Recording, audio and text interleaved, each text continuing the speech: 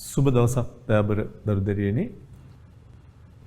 මුදල් සහ මූල්‍ය ආයතන කියන නිපුණතාවය යටතේ අද අපි කතා කරන්නේ ගිවිසුම්ගත ඉතිරි කිරීමේ ආයතන පිළිබඳව. මේකේ තියෙන විශේෂත්වය මම එදා ඔබට කිව්වා යම් කාල පරිච්ඡේදයක් සඳහා ජනතාවගේ මුදල් තැන්පතු විදිහට බාර ගන්නවා. හැබැයි ආපසු අපට ඒවා ලබා ගන්න පුළුවන් වෙන්නේ අපට ඕන වෙලාවට නෙමෙයි. ඒ ගිවිසුමේ තියෙන ආකාරයට. ගිවිසුමේ තියෙනවා නම් මේ සල්ලි ඕගොල්ලන්ගේ තමයි. හැබැයි ගන්න පුළුවන් වෙන්නේ අවුරුදු 55ද කියලා 55ද. ගිවිසුමේ තියෙනවා නම් අවුරුදු 20කට පස්සේ මේ සල්ලි අපි දෙන්නේ කියලා ඒ විදිහට ගන්න වෙන්නේ. නමුත් ඔබ දන්නවා ස්ථාවර තැන්පතුවක තියෙන සල්ලි වුණත් ඒ කාලයට පෙර වුණනම් අපිට ගන්න පුළුවන්. පොලි අඩු වෙන එක විතරයි වෙන්නේ. මේක එහෙම නෑ. මේකේ ගිවිසුමට අනුකූලව තමයි ඒ තැන්පතු මුදල් ආපහු ගන්න පුළුවන් වෙන්නේ. ඉතින් මෙවැනි ගිවිසගත් ඉතිරි කිරීමේ ආයතන ගණනාවක් අපි දන්නවා. එකක් රක්ෂණ සමාගම්. අනිත් පැත්තෙන් සේවක අර්ථ සාධක අරමුදල. සේවා නියුක්තිකයන්ගේ භාරකාර අරමුදල්. වෙනත් රජයේ විශ්‍රාම වැටුප් අරමුදල් වගේ දේවල්. මේ වගේ විවිධාකාරයේ අරමුදල් ආයතන තියෙනවා. ගිවිසුමට අනුකූලව තමයි මේවැය තියෙන මුදල් ආපහු ලබා ගන්න පුළුවන් වෙන්නේ. එතකොට මේකේ පළවෙනි එක අපි ගත්තොත් රක්ෂණ ආයතන පිළිබඳව ඇත්තට මේවැය මිනිස්සු ජීවිත රක්ෂණ උප්පු ලබා ගැනීම කරනවා. ඊට අමතරව සාමාන්‍ය රක්ෂණ උප්පු ලබා ගැනීම කරනවා. විශේෂයෙන් ජීවිත රක්ෂණ උප්පු වල සල්ලි යොදනකොට අවුරුදු ගණනාවක් අපි එංගත්වයකට එනවා. අවුරුදු 20කට තමයි ඔප්පුව ගන්න. අවුරුදු 10කට, අවුරුදු 25කට. ඒ 25 ඇතුළත සමහරට ඒ පුජ්‍යලයා මිය ගියොත් යපෙන්නන්ට හම්බ වෙනවා. මිය ගියේ නැත්නම් ඒ 25න් පස්සේ ඒ පුජ්‍යලයාට සල්ලි හම්බ වෙනවා. අපට ඕන විදිහට ගන්න බෑ. සේවක අර්ථ සාධක අරමුදලත් ඔබ අහලා තියෙන එකක්. EPF Employee Provident Fund. මේකට සේවා යෝජකයා සේවකයාගේ දල වැටුපෙන් 12%කුයි සේවා දායකයා එයාගේ වැටුපෙන් 8%ක් අඩු කරගෙන 20%ක් සේවක අර්ථ සාධක අරමුදල් දෙපාර්තමේන්තුව යටතේ මහ බැංකුව වෙනම මේ අරමුදල් රැස් කරනවා. එතකොට මේ 120 අපිට කවදා හරි ගන්න පුළුවන් වෙන්නේ පිරිමි කෙනෙක්ට අවුරුදු 55දී කාන්තාවට 50දී. සුවිශේෂ අවස්ථා කීපයක් ඇරෙන්න අපට ඕන විදිහට ගන්න බෑ ඒවා. ඒවත් අපේ සල්ලි, අපි වෙනුවෙන් යෝජකයා දෙන සල්ලි, අපේ වැටුපෙන් අඩු වෙන සල්ලි. හැබැයි අපට ඕන විදිහට ගන්න බෑ. ඒවත් ගිවිසගත් ඉතුරුම් ආයතන හෝ අරමුදල්. සේවා නියුක්තිකයන්ගේ භාරකාර අරමුදල ETF. සේවා යෝජකයන්ගේ භාරකාර අරමුදල. සේවා නියුක්තිකයන්ගේ භාරකාර අරමුදල ගත්තොත් ඒකට යෝජකයා විතරක් සේවකයා වෙනුවෙන් 3%ක් මේ අරමුදලට සල්ලි යවනවා. 3%ක් අරමුදලට සල්ලි යවනවා. ඒකත් අපිට ගන්න පුළුවන් වෙන්නේ කවදා හරි අපි විශ්‍රාම යන දවසේ තමයි. ඒ දෙකම පෞද්ගලික අංශය හා රාජ්‍ය සංස්ථා මණ්ඩලවල අයටයි තියෙන්නේ. ඊට අමතරව වෙනම රජයේ වෙනම විශ්‍රාම වැටුප් අරමුදල් පවත්වා යන ඒවා තියෙනවා. රාජ්‍ය සේවා අර්ථ සාධක අරමුදල් තියෙනවා. ඒ සියලු දේවල් යම් කාලයකට පස්සේ තමයි හම්බ වෙන්නේ. ඒතර මේ ඔක්කොම ගත්තොත් හැම වෙලාවකදීම අපේ සල්ලි තමයි මේ වැය තියෙන්නේ. හැබැයි අපට ඕන විදිහට ඒවා ලබා ගැනීම හැකියාවක් නැහැ. ගිවිසුමේ තියෙන විදිහට තමයි අපහු ගන්න පුළුවන් වෙන්නේ. රාජ්‍ය සේවා අර්ථ සාධක අරමුදලත් ඒ වගේ එකක්. ඒකෙත් විශ්‍රාම වැටුප් දෙපාර්තමේන්තුව තමයි කළමනාකරණය කරනු ලබන්නේ. ඉතින් ඒ නිසා මේවා එකක්වත් අර ඒ කාල පරිච්ඡේදය තුල දැම්ම මුදල් අපට ඕනේ ආකාරයට ගන්න බෑ. ව්‍යතිරේක අවස්ථා තියෙනවා ගන්න පුළුවන් අවස්ථා. දැන් උදාහරණ සේවක අර්ථ සාධක අරමුදල එහෙම රජයේ සේවකයට මාරු වුණොත් ඒක ගන්න පුළුවන්. කාන්තාවක් නම් පිටරට යන්න වීසා අරගෙන යනවා නම් ලංකාව අතහැරලා එයාට EPF ETF සල්ලි ගන්න හැකියාවක් තියෙනවා. කාන්තාවකට විවාහ වෙද්දී ඊට අමතරව කෙනෙක් පිටරටකට වීසා අරගෙන යනකොට මේවා ලබා ගන්න පුළුවන්. හොඳයි. ඒ ටික පිළිබඳ මම හිතනවා තොරතුරු ඔබට තියෙනවා. ශ්‍රී ලංකාවේ මූල්‍ය ආයතන පද්ධතිය තුල ක්‍රියාත්මක වන නිශ්චිත කාලයක් සඳහා යම් යම් පුජ්‍යලයන්ගේ විවිධ ස්වරූපයේ ඉතුරුම් බාර ගැනීමක් සිදු කරන අරමුදලක් හෝ ආයතනයක් කියලා තියෙනවා. ඊට පස්සේ ඒවා අතරතුර රක්ෂණ සමාගම් හෝ රක්ෂණ ආයතන තියෙනවා. ඒවා විවිධ රක්ෂණ ඔප්පු නිකුත් කරලා ගොඩ නැගෙන අරමුදල්. ඉතින් රක්ෂණ ආයතන මේ අරමුදල් එකතු කරලා ඒ අය වෙළඳ පොලේ ණය දීම සඳහා යොදා ගන්නවා. ඇත්තට මෙයත් මූල්‍ය අතරමැදිකරණයක් තමයි කරන්නේ. රක්ෂණ සමාගම් වලට මිනිස්සුන්ගේ රක්ෂණ ඔප්පු මිනිස්සුන්ගේ මුදල් එකතු කර ගන්නවා රක්ෂණ ඔප්පු නිකුත් කරලා ඒ සල්ලි අරගෙන මූල්‍ය වෙළඳ පොලේ නැවත යා ණය දෙනවා. බැංකුවක් හා සමානයි. ඒ නිසා අරමුදල් අරගෙන රක්ෂණ අරමුදල් අරගෙන ඒව තියන් ඉඳලා දැන් පුජ්‍යලෝ අරමුදල් ගත්ත ගමන් මිය යන්නේ නැහනේ. ඒ නිසා සුළු පිරිසකට ඒවා දෙනවා. අනිත් ඒවා ඔක්කොම ආයෝජනය කිරීමක් කරනවා. ඒ තමයි රක්ෂණ සමාගම් වල ස්වභාවය. selling co-insurance සීමා සහිත සනස රක්ෂණ සමාගම් මේවට නිදසුන් විදියට අපිට ගන්න පුළුවන්.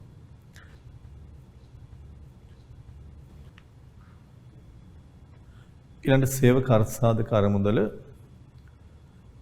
මේක රාජ්‍ය සංස්ථා මණ්ඩල හා පෞද්ගලිකාංශයේ සේවකයන්ට ස්ථාපිත කරලා තියෙන අරමුදලක්. මේකෙන් විශ්‍රාම වැටුප් ක්‍රමයට දායක නොවන රාජ්‍ය සංස්ථා මණ්ඩලවල හා පුජ්‍යලිකාංශයට අයත් වෙනවා කියනවා. විශේෂයෙන්ම මතක තියාගන්න ඕනේ අවම වශයෙන් එක සේවකයෙක් හිටියත් මේ EPF එකේ අරමුදලට දායක වෙන්න ඕනේ. සේවය 12ක් සේවකයාගේ වැටුපෙන් 8ක් අඩු වෙන ආකාරයට. ඊළඟට මේකේ අරමුදල කම්කරු දෙපාර්තමේන්තුව පරිපාලනය කරනවා. හැබැයි මේකේ සල්ලි ඔක්කොම මහ බැංකුවේ තමයි තියෙන්නේ. මහ බැංකුවේ අර්ථසාධක අරමුදල් දෙපාර්තමේන්තුවෙන් තමයි අරමුදල කළමනාකරණය කිරීම කරන්නේ. ඊළඟට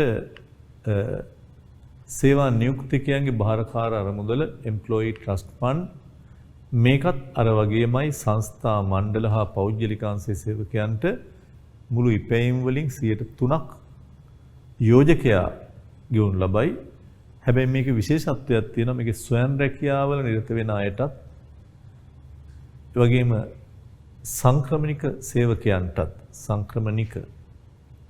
සේවකයන්ටත් මේ අරමුදලට දායක වෙන්න පුළුවන්. සේවා නියුක්තිකයන්ගේ බාර අරමුදල් මණ්ඩලය විසින් අරමුදල පරිපාලනය කරනු ලබයි. ඒ කියන්නේ දැනට ලංකාවේ ඉඳලා පිටරට රස්සා කරන අයටත් මේකට දායක වෙන්න පුළුවන්. ස්වයං සේවා නියුක්ති අයටත් දායක වෙන්න පුළුවන්. සේවක අර්ථසාධක අරමුදලට එහෙම බෑ. මේක අපි කතා කරා රාජ්‍ය සේවා අර්ථසාධක අරමුදල මේ අරමුදල විශ්‍රාම වැටුප් දෙපාර්තමේන්තුව කළමනාකරණය කරනවා.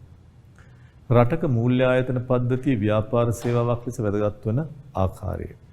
ඒත් ඇත්තටම මූල්‍ය ආයතන පද්ධතිය කිව්වහම ඉතින් ඔබට මතක ඇති මේකට මූල්‍ය වෙළඳපොළ යටතේ තියෙන සියලුම මූල්‍ය ආයතන අයිති වෙනවා. බැංකු නොවන ඔක්කොම. ඒ සියල්ලම ව්‍යාපාරවලට කෙටි කාලීන, දිගු කාලීන ණය අරමුදල් සැපයීම් කරනවා. වාණිජ බැංකු වගේ ඒවා බැංකු වෛරා වගේ ඒවා පවා සපයනවා. ඊට අමතරව කල්බදු පහසුකම් වගේ දේවල් වත්කම් ගන්න ලීසින් පහසුකම් සපයනවා. මේ ආයතනවල තියෙන මුදල් ආරක්ෂා කරලා දෙනවා තැන්පතු විදිහට. ඊට අමතරව උකස් කටයුතු විදේශ විනිමය ගනුදෙනු කරන්න වෙන ණයවර ලිපි නිකුත් කිරීම වගේ දේවල් සමහර කුලී පිට ගැනුම් පහසුකම් සැපයීම කරනවා. උපදේශක සේවා සපයනවා. මේ වගේ මේ මූල්‍ය ආයතන පද්ධතිය ගත්තොත් ව්‍යාපාරිකයන්ට වැදගත් සේවාවක් ඉටු කරනවා. සමහර ආයතන තියෙනවා කාට හරි මුදල් ණයට දුන්නාම ඒ ණය එකතු කරලා දෙන කටයුත්තක් කරනවා. අපි ඒකට කිව්වා සාධ්‍යකරණය කියලා. ඒ වගේම සමහර විට ඔය කිවිසකත් ඉතුරුම් ආයතන වගේ දේවල් ව්‍යාපාරවල පැවැත්ම රකින්න තමන්ගේ ව්‍යාපාර කටයුතු වලට දාලා දේවල් රක්ෂණය කරලා දෙනවා. දේපොළ රක්ෂණය කරලා දෙනවා, සොර සතුරු වදුරු රක්ෂණය කරලා දෙනවා. මුදල් අතර සමහර විට මුදල් ගෙන යාමේදී ඇතිවිය සොර සතුරු ආබාධ වලට අදාළ ආවරණ සපයලා දෙනවා. ඒ ඕන එකක් කියන්න පුළුවන්. ඒ නිසා ව්‍යාපාර කටයුතු වලට මේ මූල්‍ය ආයතන පද්ධතිය ඉතා ලොකු මෙහෙවරක් කරනවා. මූල්‍ය ආයතන පහත පරිද්දායක වෙනවා. දිගු කාලීන කෙටි කාලීන අරමුදල් සපයනවා. කල්බදු පහසුකම් සමහර විට මේ ආයතන රජයේ සුරකුම්පත් භාණ්ඩාගාර බිල්පත් බැඳුම් කර ගන්නවා, තැන්පත් බාර ගන්නවා, කුලී පිට ගැනුම්, දීපල වෙළඳාම්, උකස්, කල්බදු ඒ ඕන එකක් කියන්න පුළුවන්.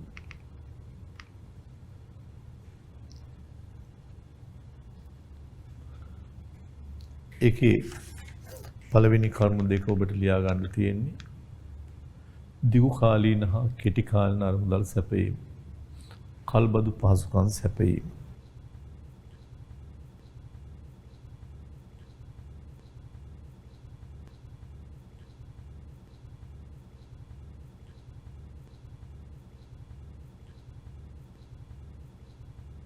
ඊළඟ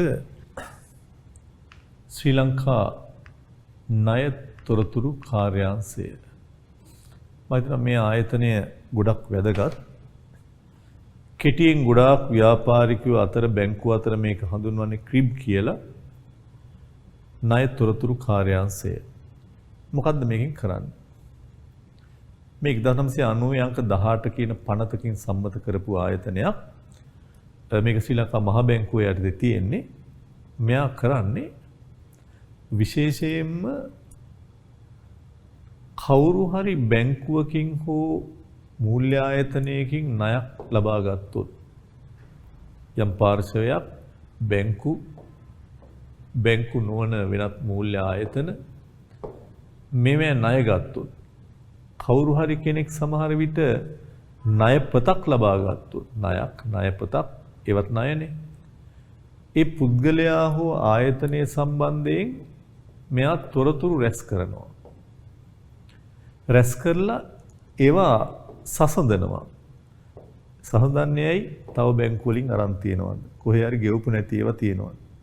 සසඳලා මේ තොරතුරු ගබඩා කරලා තියාගෙන ඉඳලා කවුරු හරි මූල්‍ය ආයතනයක් යම් පුජ්‍යලේඛ ආයතනයක් ගැන තොරතුරු ඉල්ලුවොත් ගාස්තුවකට යටත් වේ තොරතුරු ලබා දීමක් කරනවා. පොඩ් පැහැදිලි ඇති මම කියපු එක බැංකුවකින් මූල්‍ය ආයතනයකින් ණයපතක් හෝ වෙනත් එවැනි දේ ලබාගත් පුජ්‍යලයන් පිළිබඳ තොරතුරු රැස් කරලා සසඳලා එයා පිළිබඳ සම්පූර්ණ වාර්තාවක් තියාගෙන ඒවා ගබඩා කරලා ඉඳලා කවුරු හරි ආයතනයක් ඉල්ලුවොත් ඇයි ආයතනෙ ඉල්ලන්නේ? කවුරු හරි පුජ්‍යලයක් ණයක් ගන්න ආව ගමන් ක්‍රිබ් එකෙන් අහනවා මේ පුජ්‍යලයා කොහොමද? ණය ගෙවපු එක්කෙනෙක්ද? හොඳ කෙනෙක්ද? ණය හොරෙද්ද? අහලා එයාට ණය දෙන්න පුළුවන්ද බැරිද කියලා බලලා ණය ලබා දීමක් කරනවා. ඒ නිසා මේකට මූල්‍ය ආයතන වලට උදව් වෙන හින්දා මූල්‍ය ආයතන බැංකු වගේව ප්‍රාග්ධාන්‍ය යොදලා තමයි මේක ආරම්භ කිරීමක් කරලා තියෙන්නේ. ඒ නිසා දැන් ඔබ වුණත් කොහේ හරි ණයක් අරගෙන බැංකුවක ණයක් අරගෙන ඒක ගෙවන්න බැරි වෙලා වෙනත් බැංකුවකට ඔබ මාරු වුණත් ණයතොරතුරු කාර්යාංශයේ තියෙන ඔබේ නම. ඔබ ඒකේ බ්ලැක් ලිස්ට් වුණොත් එහෙම නැත්නම් ඔබේ නම හොඳ නැති තත්වයකටපත් වෙලා තියෙන ඔබ ණය ගෙවන්නෙක් නෙවෙයි කියලා ණය ආපහු ගෙවන කෙනෙක් නෙවෙයි කියලා ඔබට කිසිම මූල්‍ය ආයතනයකින් ණය ගන්න බෑ. ණය පතක් ලබා ගන්නවත් හැකියාවක් නැහැ. ඒ නිසා ඒ ක්‍රිබ් එකේ හොඳ ආකාරයට නම තියාගන්න එක වැදගත්. ශ්‍රී ලංකා ණයතොරතුරු කාර්යාංශය අපි හඳුන්වන්නෙම ණය ලබා ගන්නා පුජ්‍යලයන්ගේ ණය පිළිබඳ තොරතුරු එක්රැස් කරලා සසඳලා සමාජික මූල්‍ය ආයතන වලට ණයතොරතුරු සැපයීම සඳහා ආරම්භ කරපු ආයතනයක්. ඉතින් ඕනෑම බැංකුවකට හෝ ආයතනයකට මේකෙන් තොරතුරු ගන්න පුළුවන්. ඊළඟට ශුද්‍ර මූල්‍ය ව්‍යාපාර. ශුද්‍ර කියන්නේ මයික්‍රෝ කියන එක. ඇත්තටම ඊටාම කුඩා කියන එක. දැන් මේ මෑත කාලේ 16 අංක 6 කියන ශුද්‍ර මූල්‍ය පනතක් සම්මත කරලා ඊටාම කුඩා ව්‍යාපාර ආරම්භ කරන්න ඒ වගේම සමහර විට ඊටාම අඩු ආදායම්ලාභී අයට මූල්‍ය පහසුකම් සැපයීම මූලික කාර්ය කරගෙන පටන් ගත්ත ඒවා. ශුද්‍ර කියන්නේ ඊටාම කුඩාව දැබ දන්නවා සුළු පරිමාණ ව්‍යාපාර කියන ඒවා තමයි රටක සංවර්ධනයට ඊටාම වැදගත් වීමක් වෙන්නේ. ඊටත් වඩා කුඩා ඊටාම කුඩා දැන් සුළු පරිමාණ කියද්දී ඔබ දැක්කා සමහර විට සේවකයෝ 25ක් ඉන්න පුළුවන්. නමුත් ඊටත් වඩා කුඩා ව්‍යාපාරවලට ණය ආරමුදල් සපයන්න කුඩා ව්‍යාපාර පටන් ගන්න අඩු ආදායම්ලාභීන්ට තමන්ගේ ව්‍යාපාර කරගෙන යාම සඳහා අරමුදල් සපයන්නයි මේක තියෙන්නේ. මේක ඇත්තට මේ රාජ්‍යාංශයේ වගේම රාජ්‍ය නොවන සංවිධානත් මේ වගේ කටයුතු වල වර්තමානයේ නිරත වෙන්න අවසර දීලා තියෙනවා. 16 අංක 6 දරන ශුද්‍ර මූල්‍ය පනත යටතේ තැන්පත් බාර ගැනීම. තැන්පතුත් බාර ගන්න.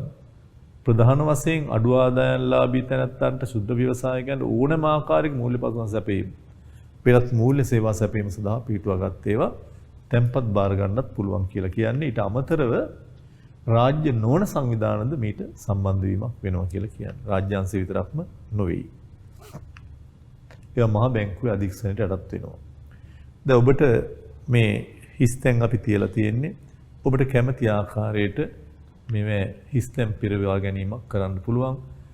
ඉස්සරහින් නිදසුන් දැන් බලපත්‍රලාභී වාණිජ බැංකුව කිව්වහම මේකේ තියෙන්න පුළුවන් ලංකා බැංකුව, ඊට අමතරව මහජන බැංකුව ඕන එකක් ලියා ගන්න පුළුවන්. HSBC ඒ වගේ ඕන එකක්. බලපත්‍රලාභී විශේෂ බැංකුව NSB ඒ වගේ ඕන එකක් ඔබට ලියන්න පුළුවන් කීපයක් තියෙනවා නම් RDB ඒ වගේ. ඕනනම් ඒවැ කාර්යයන් ලියන්න පුළුවන්. සම්පකාර ග්‍රාමීය බැංකුව යටතේ මෙයාගේ මූලික කාර්ය උඩ ලියන්න පුළුවන් තැන්පතු සමාජික නොවන දෙගොල්ලන්ගේම තැන්පතු අරන් සමාජිකයන්ට පමණක් ණය දෙන ආයතන. ෆිනෑන්ස් කම්පැනි කීපයක් ලියන්න පුළුවන්. සනස සමාජිකයන්ගේ තැන්පත් විතරයි බාර ගන්න. ඒ වගේ විශේෂ තත්ත්වයන් තියෙනවා ඔබට ලියන්න පුළුවන්. විශේෂිත කල්බදු සමාගම් මොනවද?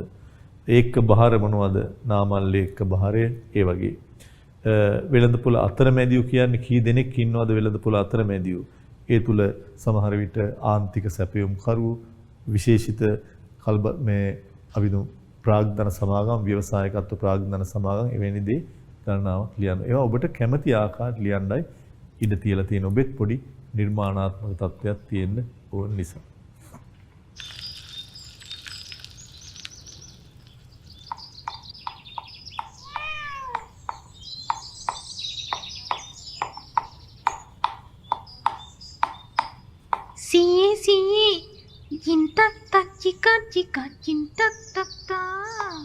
Aha.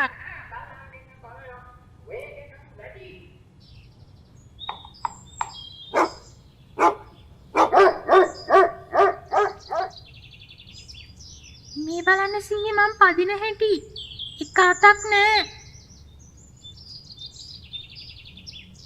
දැක්කද සීයේ මගේ වැඩ අත් දෙකම නෑ.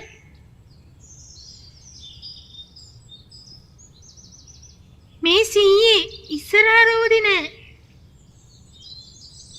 බලන්න සීයේ පස්ස රෝදෙත් නෑ.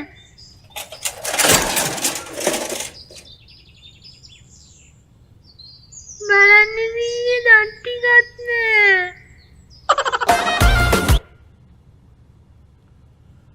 ඊළඟ විභාග ප්‍රශ්න කීපයක් තියෙන්නේ.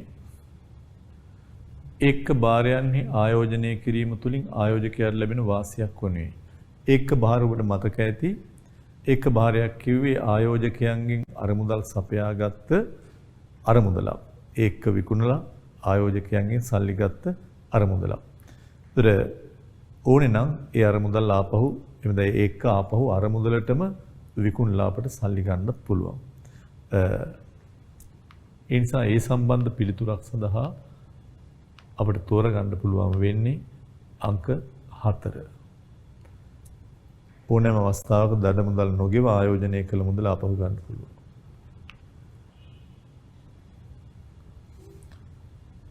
ගිවිසුම්ගත ඉතුරුම් ආයතනයක් නෙවෙයි මෙවෙන් කල්බදු සමාගම්. අනිත් ඒවා ඔක්කොම ගිවිසගත් ඉතුරුම් ආයතන. බලයලත් ප්‍රාථමික අලෙවිකරුවෙක් වීමට යෝග්‍ය ආයතන වර්ග දෙක වන්නේ බලපත්‍රලාභී වාණිජ බැංකුයි ඊට අමතරව අනුමත ප්‍රාථමික වෙළඳ සමාගම්. නැත්නම් බලයලත් ප්‍රාථමික වෙළඳ සමාගම්.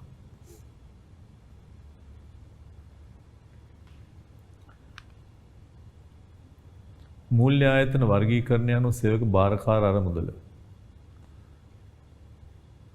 ගිවිසගත් ඉතිරි කිරීමේ ආයතනයක් වන අතර ව්‍යවසායික ප්‍රාග්ධන සමාගම විශේෂිත මූල්‍ය ආයතන වෙනවා. ඊළඟ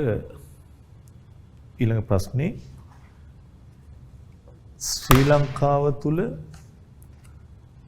ණය ශ්‍රේණිගත කිරීමේලා කටයුතු කරන ආයතන එකක් අපි කිව්වා Fitch Rating, අනිත් එක ICRA ලංකා ලිමිටඩ්.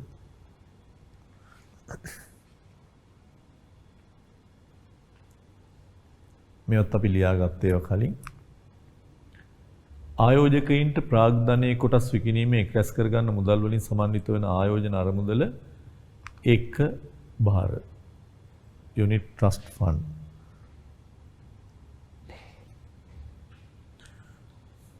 ඊළඟට අපි කිව්වා ආයෝජන මාර්ග කිහිපයක කරන ලද ආයෝජන සියල්ලම එකට ගත්තාම අපි කිව්වා ආයෝජන මාර්ග කිහිපයක් එකට එකතු කරලා ණය කරද කොටස්ද ස්ථාවර තැන්පතුද භාණ්ඩාගාර බිල්පත්ද එක්කොටම අපි කිව්වා කලබක් කියලා. අපි කියන්නේ මල් කලබ කියන්නේ මල් වර්ග කීපයක එකතුවක්. මේ වගේ ආයෝජන මාර්ග කීපයක මේ ඒක බාරවල අරමුදල් යොදනවා. එකකින් අවාසි වුණොත් අනිකෙන් වාසි ගන්න ඕන. ගිවිසුම්ගත ඉතුරු ආයතන දෙකක්. දැන් ඔබට පුළුවන් ගොඩක් රක්ෂණ සමාගම් සේවක අර්ථසාධක අරමුදල සේවා නියුක්ත භාරකාර අරමුදල මේ ඕන එක. ඊළඟ ඒක භාරයක ප්‍රධාන පාර්ශ්ව 3 ඒක හිමියෝ භාරකරු අරමුදල් කළමනාකරු. ඊළඟට තියෙනවා ඒවත් සටහනේ තියෙන ඒවා ඊළඟ සේවක අර්ථසාධක අරමුදලයි සේවා නියුක්ත භාරකාර අරමුදලයි අතර තියෙන වෙනස්කම්. EPF, ETF.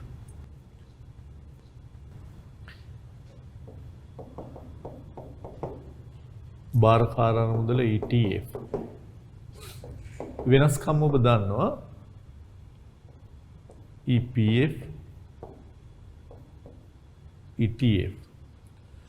මේකට සේවා යෝජකයා සේවා දායකයා දෙන්නම දායක වෙනවා. මේකට සේවා යෝජකයා විතරයි දායක වෙන්නේ. මේක යෝජකයා 12%යි දායකයා 8%යි. මේ විදිහට තමයි දායක වෙන්නේ. මේකේ සේවා යෝජකයා විතරක් 3%ක් දායක වෙනවා. සේවක අර්ථසාධක අරමුදල කම්කරු දෙපාර්තමේන්තුව පරිපාලනය කරනවා මහ බැංකුවේ වෙනම අර්ථසාධක අරමුදල් දෙපාර්තමේන්තුව තමයි අරමුදල කළමනාකරණය කිරීම කරන්නේ. මේක වෙනම සේවා නියුක්ත භාරකාර අරමුදල විසින් තමයි මෙහෙයවන්නේ පරිපාලනය වෙන්නේ. ඊට අමතරව මේකෙදී ස්වයං රැකියා කරන අයට හෝ පිටරට ගිය රස්සා කරන අයට මේකට දායක වෙන්න බෑ. හැබැයි මේකට පුළුවන් ස්වයං රැකියා කරන අයට වෙම සංක්‍රමණිකයන්ටත් දායක වීමක් වෙන්න. එවැනි වෙනස්කම් ගණනාවක් මේ තුල දකින්න තියෙනවා. ඒක ඔබේ සටහනේ සඳහන් කරලා අපි තියෙනවා. එවෙන් කීපයක් මතක තියාගත්තා නම් හොඳයි. පොලියට අමතරව ප්‍රතිලාභ ගොඩක් සේවක භාරකාර අරමුදලේ තියෙනවා. සේවක අර්ථසාධක අරමුදලේ ප්‍රතිලාභ අඩුයි ටිකක්. පොලිය තමයි ගොඩක් පිට ලැබෙන්නේ. හොඳයි අන්තිම ප්‍රශ්නේ තියෙනවා ඔබට.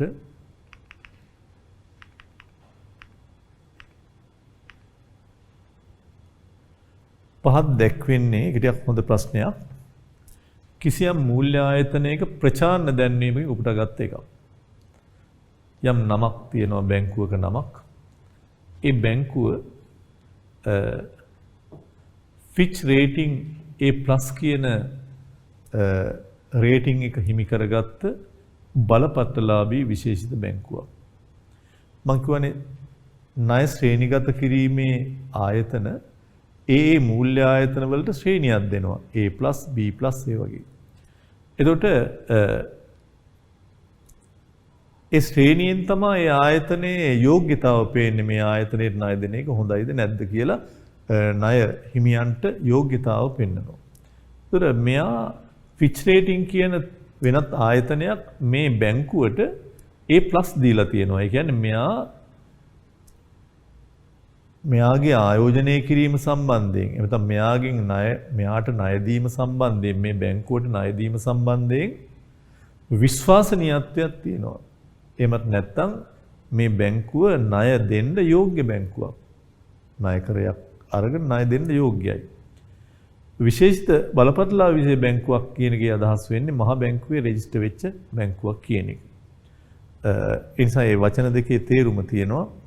Fitch rating A+ කියලා කියන්නේ Fitch rating කියන සමාගම මේ බැංකුවට දීලා තියෙන ස්ථාවරත්වය ඉහළ ශ්‍රේණිගත කිරීමකට ඇතුළත් කරලා තියෙනවා. බලපත්‍රලාභී කියන්නේ මහා බැංකුව විසින් පිළිගත් මූල්‍ය ආයතනයක් කියන්නේ. ඊළඟට අපි මාතෘකාවට එනවා ශ්‍රී ලංකා මහා බැංකුව කියන ලංකාවේ මූල්‍ය ආයතන පද්ධතියේ කේන්ද්‍රීයම ආයතනයට මේ වගේම ආර්ථික විද්‍යාව ව්‍යාපාර අධ්‍යයනයේ දෙකටම ඔබට ගොඩාක් වැදගත් වෙනවා ශ්‍රී ලංකා මහ බැංකුව ගැන.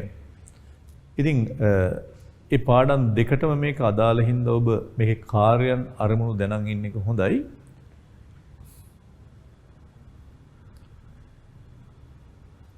ශ්‍රී ලංකා මහ බැංකුව Central Bank of Sri Lanka.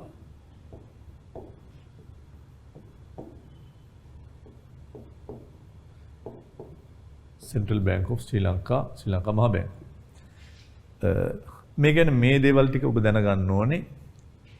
මේක 1949 අංක 58 දරන මූල්‍ය නීති පනතට අනුව 1950 අගෝස්තු 28 වෙනිදා උදේ තමයි මේක පටන් ගත්තේ ලංකාවේ මූල්‍ය ක්ෂේත්‍රයේ කේන්ද්‍රීය ආයතනයේ විදිහට. ඊට පෙර ලංකාවට අයිති සංචිත වගේ ඒවා ඉන්දියාවේ තමයි තිබ්බේ. ඒවට කිව්ව මුදල් මණ්ඩල ක්‍රමයක් තිබ්බේ. ලංකාවට කියලා ස්වාධීන ආයතනයක් පිහිටෙව්වේ මෙන්න මේ 1950 අගෝස්තු 28. එතකොට මේක ඉස්සල්ලාම අධිපති වුණේ කවුද කියලාත් ව්‍යාපාර අධ්‍යයනය ඇහුවා. ඒ තමයි ඇමරිකන් ජාතික ජෝන් එක්ස්ටර් කියන මහතා. එයා පහුගිය කාලේ මිය ගියා. නමුත් එයා තාමත් නොමියෙන බැංකුකරුවෙක් විදිහට මහ බැංකුව නම් කරලා තියෙනවා. ඒ තරම්ම මේ මහ බැංකු ක්ෂේත්‍රයට විශාල මෙහෙයක් කරපු නිසා. ඉතින් මේ මහ බැංකුව අද වෙනකොට මුදල් මණ්ඩලයකින් මෙහෙවන්නේ මහ බැංකුවේ අධිපති, මුදල් අමාත්‍යාංශයේ ලේකම් සහ මුදල් ඇමතිවරයා බාහිර ඇමතිවරයා නම් කරලා ජනාධිපති විසින් පත් කරන තවත් සමාජිකයෝ 3 දෙනෙක්.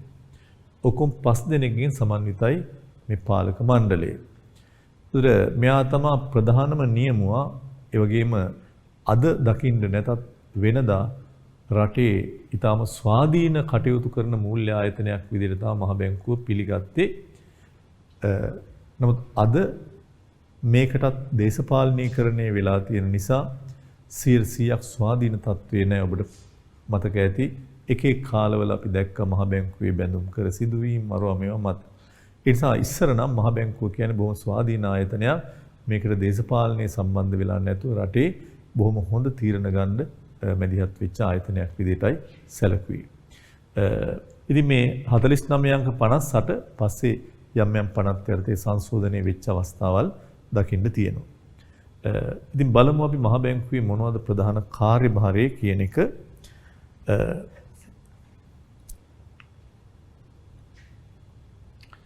මුලින්ම හැඳින්වීමක් තියෙන්නේ පනතත් එක්ක ප්‍රථම අධිපතිවරයා කවුද කියන එක. 5 දෙනෙක්ගේ මුදල් මණ්ඩලයකින් සමන්විතයි. ශ්‍රී ලංකා මහ බැංකුව හඳුන්වලා තියෙනවා. ඒක ලියා ගන්න පුළුවන් ඔබට. ශ්‍රී ලංකාවේ මූල්‍ය පද්ධතිය ක්‍රියාත්මක කිරීම සඳහා මූල්‍ය ප්‍රතිපත්තිය ක්‍රියාත්මක කිරීම සඳහා මූල්‍ය පද්ධතිය නෙමෙයි මූල්‍ය ප්‍රතිපත්තිය ක්‍රියාත්මක කිරීම සඳහා රජයේ නියෝජිතයෙකු ලෙස ක්‍රියා කරනු ලබන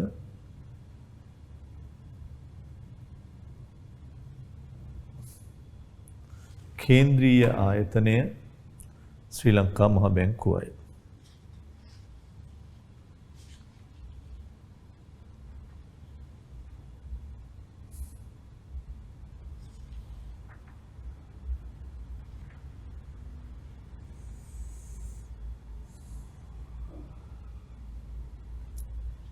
ශ්‍රී ලංකාවේ මූල්‍ය ප්‍රතිපත්තිය ක්‍රියාත්මක කිරීම සඳහා රජයේ නියෝජිතයෙකු ලෙස ක්‍රියා කරනු ලබන කේන්ද්‍රීය ආයතනය ශ්‍රී ලංකා මහ බැංකුවයි.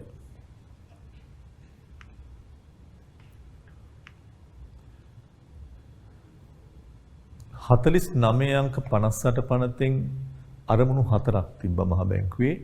නමුත් 2002 අංක 32 කියන සංශෝධන මුදල් පනතෙන් අරමුණු 2කට සීමා කරා. මහ බැංකුවේ අරමුණු ඉතාමත් වැදගත්. ඒක නිතර අහනවා. ආර්ථික විද්‍යාව කරන දරුවන්ට, ව්‍යාපාර අධ්‍යයනය කරන දරුවන්ට හැම කෙනෙක්ටම වැදගත්. මහ බැංකුවේ ප්‍රධානම අරමුණු දෙකක් තියෙනවා. එක ආර්ථික සහ මිල ස්ථායීතාව.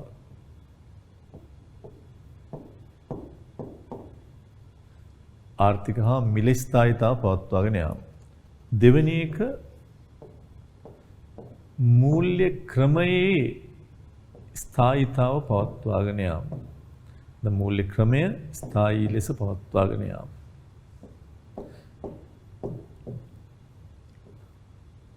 මිල ස්ථායීතාව පවත්වාගෙන යාම ආර්ථික මූල්‍ය ක්‍රමයේ ස්ථායීතාව පවත්වාගෙන යාම. දැන් මේ දෙකම ඔබ දැනන් ඉන්න ඕනේ. මේකේ වැදගත්ම තැන මේක. මොකද්ද මේ? රටක මිල මට්ටම භාණ්ඩ හා සේවාවල පොදු මිල මට්ටම ඕනෑවට වඩා ඉහළ ගියොත් ඒක උද්දමනයක්. ඕනෑවට වඩා පහළ ගියොත් ඒක අවදමනයක්.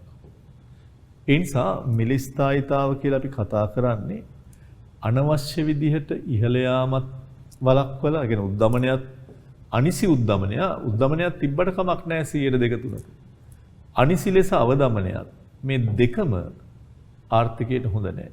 මිල මට්ටම ස්ථාවරව තියාගන්න එකයි හොඳ. ඒකෙන් අදහස් කරන්නේ මිල වෙනස් වෙන්නේ නැතුව තියාගන්න ඕනේ කියලා. මිල ටිකක් වැඩි වුණාට කමක් නැහැ. ලෝකෙ මිල වැඩි වෙන්නේ නැතුව තියාගන්න බෑ බඩුවල. හැබැයි ඒක ආර්ථිකයේ ඉන්න පාරිභෝගිකයන්ගේ නිෂ්පාදකයන්ගේ තීරණවලට අනිසි බලපෑම් ඇති නොවෙන්න ඕනේ. කන බොන ඒවා නවත්තන තරමට, නිෂ්පාදන නවත්තන තරමටම ලොකු උද්දමනයක් තියෙන එක හොඳ නැහැ. ඉතින් උද්දමනය වළක්වා ගන්න පුළුවන් නම් ඇත්තටම රටේ නිෂ්පාදනය, රටේ සේවා නියුක්තිය කියන ආර්ථික සාධකත් ආර්ථික විචල්යනුත් වෙනස් නොවි පවත්වා යන්න පුළුවන්. දැන් උද්දමනයක් තියෙද්දි මිනිස්සු ඉතුරු කරන්න කැමති නැහැ. බඩු මිල වැඩිනේ. ඉතුරු කරගත්ත සල්ලි වල අගේ අඩු වෙනවා. උද්දමනයක් තියෙද්දි ආයෝජනය කරන්න කැමති නැහැ. උද්දමනයක් තියෙද්දි පිටරටින් බඩු ගේනවා වැඩියෙන්, ආනයන වැඩි. ඒ නිසා රටේ ආර්ථිකයත් අස්ථාවර වෙනවා. එහෙනම් පුළුවන් තරම් මේ මිල ස්ථාවරව තියාගන්න එක තමයි මහ බැංකුවේ ප්‍රධානම අරමුණ. ඒ සඳහා තමයි මහ බැංකුව මූල්‍ය ප්‍රතිපත්තිය ක්‍රියාත්මක කරනවා කියලා කියන්නේ. අපි ඒ ගැන කතා කරමු. මූල්‍ය ක්‍රමයේ ස්ථායීතාව කියන්නේ මොකද්ද? මොකද්ද මූල්‍ය ක්‍රමය කියන්නේ? මූල්‍ය ක්‍රමයට මූල්‍ය වෙළඳපොළ අයිති වෙනවා. මූල්‍ය ක්‍රමයට මූල්‍ය ආයතන අයිති වෙනවා. මූල්‍ය ක්‍රමයට මූල්‍ය යටිතල අයිති වෙනවා. මූල්‍ය ක්‍රමයට මූල්‍ය උපකරණ අයිති වෙනවා. නියාමන ආයතන අයිති වෙනවා. ඒතර මෙන්න මේ මූල්‍ය ක්‍රමයේ තියෙන මූල්‍ය ආයතන, මූල්‍ය වෙළඳපොළේ තියෙන ඒවා මේවා පුළුවන් තරම් බිඳ වැටෙන්නේ නැතුව බාහිර අභ්‍යන්තර කම්පන කියන්නේ දැන් සුනාමි වෙන්න පුළුවන්, පිටරට බැංකු බිඳ වැටීම් වෙන්න පුළුවන්. ඒ කම්පන වලට ඔරොත්තු දෙන විදිහට මේ මූල්‍ය ක්‍රමේ තියාගන්න ඕනේ. බැංකු කඩා වැටෙනවා නම්, කඩා වැටෙනවා කියලා කියන්නේ මේ බිල්ඩින් නෙමෙයි. බැංකු ක්‍රමේ නැති වෙලා යනවා නම්, ෆිනෑන්ස් කම්පැනි ගැන මිනිස්සුන්ට විශ්වාසය නැති වෙලා යනවා නම්, මේ භාණ්ඩාගාර බිල්පත් බැඳුම් කර වගේ දේවල් වල මිනිස්සු ආයෝජනය කරන්න නැතුව යනවා නම් ඒක මූල්‍ය ක්‍රමයේ ස්ථාවර නැහැ. ඒ නිසා පුළුවන් තරම් මේ ආර්ථිකයේ ඇතිවන කම්පනයන්ට, හෙළවීම් වලට මූල්‍ය ක්‍රමයේ හෙළවෙන්නේ නැතුව ඔරොත්තු දෙන විදිහට හදිස්සියේ රටේ ආර්ථික ප්‍රශ්නයක් ඇති වුණා. හැබැයි බැංකු ඒ හින්දා මිනිස්සුගේ තැන්පත් ආපහු නොදී ණය දෙන්නේ නැතුව එහෙම තියෙන්න හොඳ නැහැ. දැන් මේ දවස්වල ඇත්තටම රටේම ප්‍රශ්නයක් හැම ව්‍යාපාරිකයෙක්ටම ගැටලුවක්. ඒ හින්දා ලංකා බැංකුව, මහජන බැංකුව වගේ රජයේ සල්ලි තියෙන බැංකු මේ දවස්වල අඩු පොලියට ණය දෙනවා, මාස ගණනාවක් ණය නොගෙවා ඉන්න ඉඩ දෙනවා. අන්න ඒ වගේ හැකිතාක් දුරට මේ මූල්‍ය ක්‍රමයේ බිඳ වැටෙන්නේ නැතු මිනිස්සුන්ට සල්ලි නැහැ කියලා බැංකුව වල සල්ලි නැතුව ඉන්න හොඳ නැහැ. ඒක මූල්‍ය ක්‍රමයේ බිඳ වැටෙන්නේ නැතුව ස්ථාවරව තියාගන්න ඕනේ. ඒක ඉතිරි කරන්නන්ට ආයෝජකයන්ට ගොඩාක් වැදගත්. ඒ නිසා දැන් ඔබ දැක්ක සමහර මූල්‍ය සමාගම් මහ බැංකුව වහලා දැම්ම ද ෆිනෑන්ස් කියන එකේ කටයුතු නැවැත්තුවා. ඒ නිසා ඒ මූල්‍ය ක්‍රමයේ තියෙන ආයතන බිඳ වැටෙනවා කියන්නේ මිනිස්සුන්ට මූල්‍ය ක්‍රමය ගැන විශ්වාසයක් නැති වෙලා තියෙන එක. ඒ හින්දා පුළුවන් තරම් මේක ස්ථාවරව තියාගන්න ඕනේ. ඒක තමයි මිනිස්සු සල්ලි දාන්නේ, ණය ගන්නෙ ඒ අනුව. ඒද ප්‍රධානම අරමුණු දෙකක් මහා බැංකුවේ තියෙනවා කියලා අපි කිව්වා. එකක් තමයි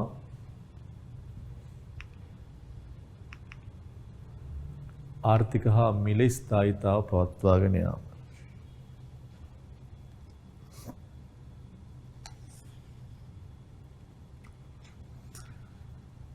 ආර්ථික හා මිල ස්ථායීතාව පවත්වාගෙන යාම. එක් කියන බර මුදලේ අගේ ස්ථාවරව තියා ගන්නවා කියන්නේ මොකද්ද? මිල ඉහළ යනකොට මුදලේ අගේ අඩු වෙනවා. මිල පහළ යද්දී මුදලේ අගේ ඉහළ යනවා. එහෙනම් මිල මට්ටම ස්ථාවර කිරීම තමයි මේ කියන්නේ.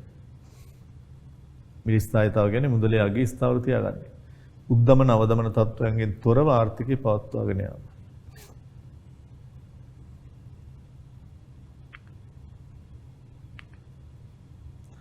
දෙක මූල්‍ය ක්‍රමයේ ස්ථායීතාව පවත්වාගෙන යාම.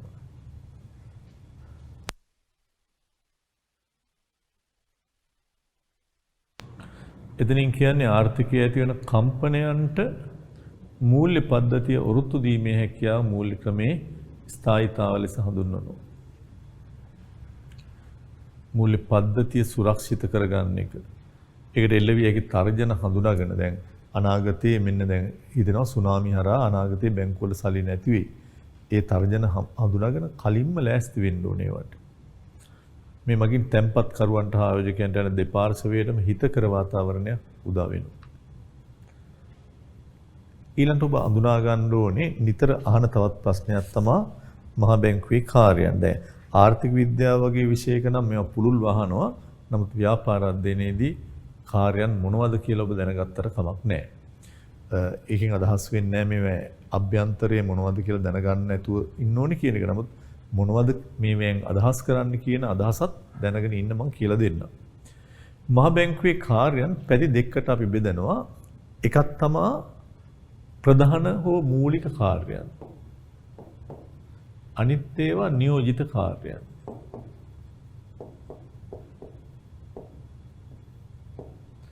මහ බැංකුවේ ප්‍රධාන කාර්යයන් මොනවද? වැදගත්ම එකක් තමයි මම මුලින්ම කිව්වා මූල්‍ය ප්‍රතිපත්තිය ක්‍රියාත්මක කිරීම. මේ මොකද්ද? මේ තමයි මූල්‍ය ප්‍රතිපත්තිය ක්‍රියාත්මක කරනවා කියලා කියන්නේ මුදල් සැපයුම. money supply. මුදල් සැපයුම කියන්නේ යම් දිනකට මිනිස්සු අතේ තියෙන සල්ලි තොගය. මිනිස්සු අතේ තියෙන සල්ලි තොගය කන්ට්‍රෝල් කරලා මිල ස්ථාවරව තියාගන්න එක අපි ගන්න මිල ස්ථායීතාව ප්‍රධානම අරමුණ කියලා. එන පුළුවන් තරම් රටේ මුදල් සැපයුම් පාලනය කරන එක. සල්ලි වැඩි වුණොත් මිනිස්සු අතේ බඩු ඉල්ලුම වැඩි වෙලා මිල ඉහළ යනවා. මූල්‍ය ප්‍රතිපත්තිය ක්‍රියාත්මක කරන එක. දෙවෙනි එක විනිමය අනුපාත ප්‍රතිපත්තිය ක්‍රියාත්මක කරන එක. විනිමය අනුපාත ප්‍රතිපත්තිය ක්‍රියාත්මක කරන එක. පුළුවන් තරම් මේ කියන්නේ විනිමය වෙළඳපොළට විනිමය වෙළඳපොලේ නිතරම මේ ඩොලරයේ රුපියල්ලගේ අඩු වැඩි වීම වෙනවා. පවුමයාගේ අඩු වැඩි වීම වෙනවා. ඒක ස්ථාවරව තියාගන්න එක. නිල විදේශ සංචිත කළමනාකරණය කරන එක. ලංකාවට අයිති විදේශ සංචිත තියෙනවා ඩොලර් පවුම් වගේ විනිමය මූල්‍ය රත්තරන් වලින් ඒව නඩත්තු කරන එක. රටට අවශ්‍ය විදේශ සංචිත නඩත්තු කරන එක පවත්වා යන්නේ. හතරවන කාරණේ වැදගත්ම එකක් තමයි ව්‍යවහාර මුදල් නිකුත් කරන එක. කාසිහා නෝට්ටු නිකුත් කරන එකම ඒකාධිකාරී ආයතනය මහ බැංකුව. ඒ හැරෙන්න බැංකු නොවන ආයතන අධීක්ෂණය කරනවා. නිතරම හොයලා බලනවා, එයාට බලපත්‍ර දෙනවා ඒවා. රජයේ ආර්ථික උපදේශකයා විදියට කටයුතු කරනවා. තව ඔය මහ බැංකුවේ හා වාණිජ බැංකුව අතර ගෙවීම් පියවන ඒ ගෙවීම් පියවීම් ගිණුම් පවත්වාගෙන යාම කරනවා මහ බැංකුව. ඒ මහ බැංකුවේ තියෙන වාණිජ බැංකු ගිණුම් හරහා තමයි බැංකු අතර චෙක්පත් පියවීම් වෙනත් පියවීම් සිදු කිරීම කරන්නේ. හොඳයි. නියෝජිත කාර්යයන් විදියටත් අපි යම් දේවල් ගන්නවා. වැදගත්ම එකක් තමයි මහ බැංකුව රාජ්‍ය ණය කළමනාකරණය කරනවා. මහ බැංකුවේ තමයි රාජ්‍ය ණය දෙපාර්තමේන්තුවක් තියෙන්නේ. භාණ්ඩාගාර බිල්පත් නිකුත් කරලා බැඳුම් කර නිකුත් කරලා ට්‍රෙසරි බිල්, ට්‍රෙසරි බොන්ඩ් ඒවා හරහා රජයට අවශ්‍ය ණය ලබා ගැනීමේ කටයුතු කරන්නේ මෙයා. ඊට අමතරව අපි දැන් ටිකට් ඉස්සරහට EPF සේවක අර්ථසාධකාර මුදල තනිකරම කළමනාකරණය කරන්නේ මෙයා. තව එකක් මෙයා කරනවා විදේශ විනිමය පාලනය. ඒ කියන්නේ දැන් ඔය ඔබ දන්නවා මේ බැංකුවකට ගියාම ඔබට පේනවා ඩොලරයක ගැනුම් මිල විකුණුම් මිල තියෙනවා. ඒතර විනිමය බැංකුව විසින් විදේශ විනිමය සම්බන්ධ කටයුතු සිදු කිරීම කරනවා. විනිමය අනුපාතය ස්ථාවර කරන එක නෙමෙයි. ඔය ණයවර ලිපි නිකුත් කරලා විදේශ විනිමය පිටරටින් බඩු ගේන්න ඉඩ දෙනවා, වාහන ගේන්න ඉඩ දෙනවා. අන්න ඒ වගේ කටයුතු. ඊට අමතරව ඔබ දන්නවා ඔය කුඩා පරිමාණ ව්‍යාපෘතිවලට මූල්‍යකරණ පහසුකම් දෙන දැන් ප්‍රාදේශීය ශාඛා වගේ දේවල් හරහා අන්න ඒවා. ඉතින් ඔය වගේ අර නියෝජිත කාර්යනුත් ගොඩාක් තියෙනවා මෙයාගේ ප්‍රධාන කාර්යයන් තියෙනවා. නියෝජිතයෙක් විදියට රාජ්‍ය ණය කළමනාකරණය කරනවා, රජය වෙනුවෙන් සේවක අර්ථසාධකාර මුදල් කළමනාකරණය කරනවා, විනිමය පාලනය මේ හැම එකක්ම කියන්න පුළුවන්. ඉතින් ඒවත් කාර්යයන් විදියට ඔබ මතක තියාගන්න වෙනවා. එකක් තමයි මහ බැංකුවේ එක කාර්යයක් තමයි මූල්‍ය ප්‍රතිපත්තිය ක්‍රියාත්මක කිරීම. දෙක විනිමය අනුපාතික ප්‍රතිපත්තිය ක්‍රියාත්මක කිරීම.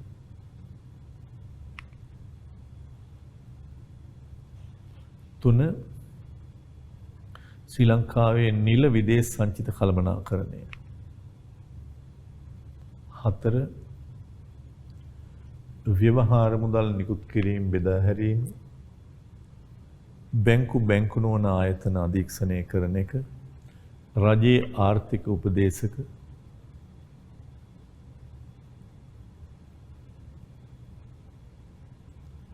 මහ බැංකුවේ පියවීම් ගිණුම් පවත්වාගෙන යන වාණිජ බැංකුවලට නිෂ්කාසන හා පියවීමේ පහසුකම් සපයන ඒවා. ඊළඟට නියෝජිත කාර්යනුත් එකක් ඔබට ලියන්න ඉඩ තියලා තියෙනවා. රාජ්‍ය ණය කළමනාකරණය, විදේශ විනිමය පාලනය ඒවා.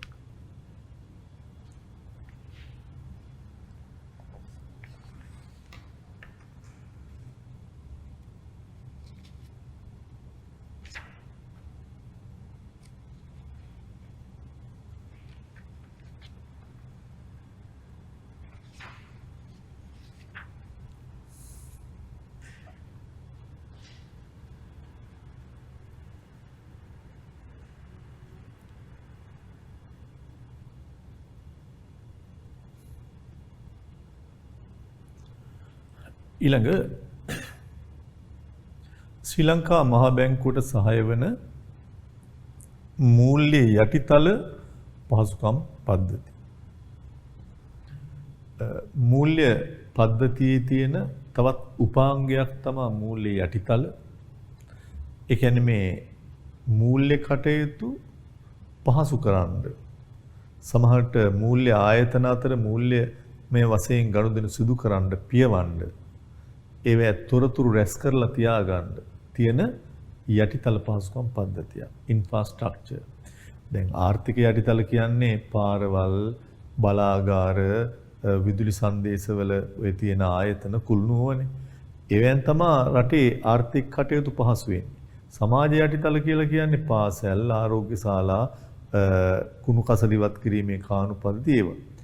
ඒ වගේ මූල්‍ය තත්ත්වයේ තියෙන යටිතල. ඒ කියන්නේ මූලිකම දේ මුදල් හුවමාරු කරගන්න ඒත් එක්කම විවිධ මූල්‍ය උපකරණ සම්බන්ධයෙන් තොරතුරු රැස් කරලා තියාගන්න ඒ ආයතන. එවැනි ඒවා කීපයක් ඔබ අහලා ඇති. මේවා කීපයක් දැනගන්න. එකට අපි කියනවා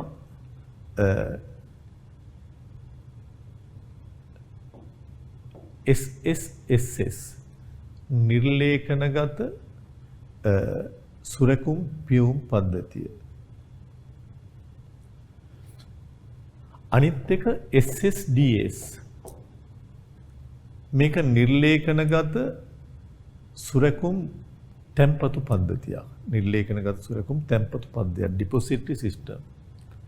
තව එකක් තියෙනවා RTGS real time gross settlement තත්කාලීන දල පියවුම් පද්ධතියක්.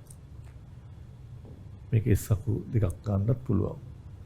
ඊළඟට අනිත් එක තමයි ලංකා secure ලංකා settle ඊට අමතරව ඔය ස්ලිප්ස් කියලා එකක් තියෙනවා. මේ වගේ අර මූල්‍ය කටයුතු වලට සහාය වෙන විවිධ පද්ධති තියෙනවා. ඊළඟට ඡායාගත පිළිඹු චෙක්පත් නිෂ්කාසන පද්ධති තියෙනවා. ඒ වගේ මූලිකවම මේ ගනුදෙනු සිදු කරන්න මේවා පියවන්න තැම්පතු තියාගන්න තියෙන පද්ධති කීපයක්.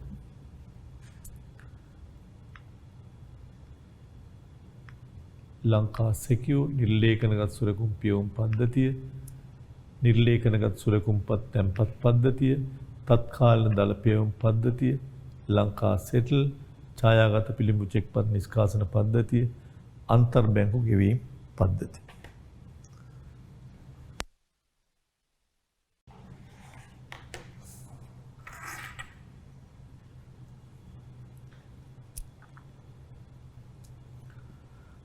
මුලින්ම අපි නිර්ලේඛනගත සුරකුම්පත් පියවුම් පද්ධතිය බලමු. scriptless securities settlement system. දැන් මේකේ නමේම තියෙනවා නිර්ලේඛනගත සුරකුම්පත් පියවුම් පද්ධතිය. මේ නමේම තියෙනවා ඔබ දන්නවා නිර්ලේඛනගත සුරකුම්පත් කියලා කියන්නේ ලේඛන නෑ, ලේඛන රහිතයි.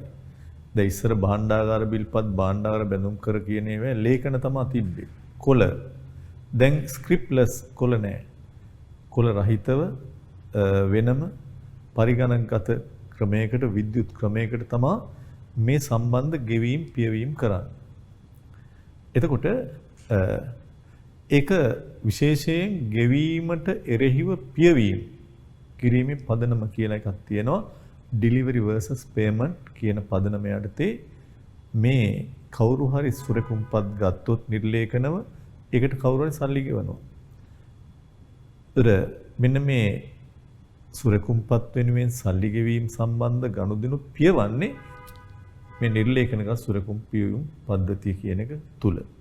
ඉතින් ඒ නිසා මේක මේ නිර්ලේඛනගත සුරකුම්පත් කවුරු අතර හුවමාරු කරනකොට සල්ලි ගෙවන්න එපා. අන්නේ සල්ලි ගෙවීමට අදාළව පියවීම සෙටල් කරන තැන තමයි නිර්ලේඛනගත සුරකුම්පත් පියවුම් පද්ධතිය කියලා අපි කියන්නේ. ඒක හැඳින්වීම ලියා ගන්න. පරිගණකගත ජාලයක් තුලින් විද්‍යුත් ක්‍රමයට ලේඛන රහිත රජයේ සුරකුම්පත් සම්බන්ධ ගනුදෙනු පියවීමේ ක්‍රමය මේ නමින් හැඳින්වේ.